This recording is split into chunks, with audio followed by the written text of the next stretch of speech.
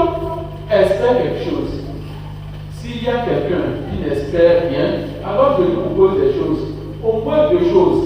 Espérer que très bientôt, nous fassions la toiture de notre église. Ça, c'est la première chose. Et la deuxième chose, au moins espérer en la vie éternelle. Au moins ces deux choses-là, prenez ça. S'il y a quelqu'un qui n'espère rien, au moins prenez ces deux choses-là. Et priez. Priez pour que ces deux choses se réalisent. La première chose, va profiter à la parole de Dieu. Et la deuxième, va vous profiter individuellement. Va vous profiter individuellement. Alors, frères et sœurs, en célébrant aujourd'hui Marie, mère de l'espérance, nous voyons que Marie a été la première en chemin, comme nous chantons souvent. Marie a été la première en chemin sur cette voie d'espérance. Rappelons-nous à l'annonce de l'ange que Marie enfantera le Fils de Dieu. Elle a espéré à cette naissance qu'il lui sera également une force, qu'il lui sera également rédempteur.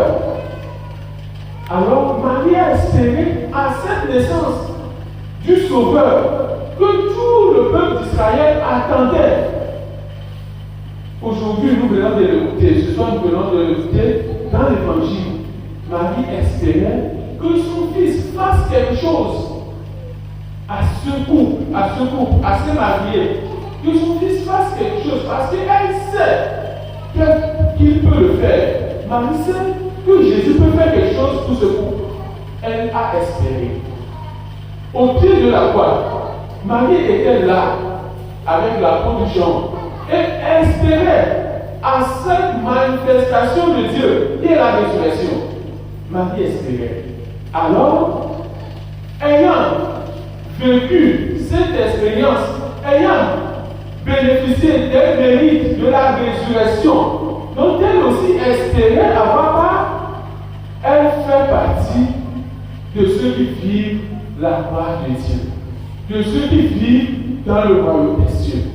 Alors elle devient pour vous les croyants l'espérance, notre espérance.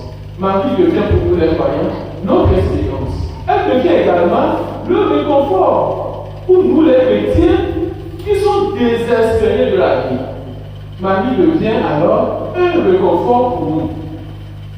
Alors, frères et sœurs, si Marie nous a devancé sur ce chemin de l'espérance, alors nous devons emprunter les pas Marie.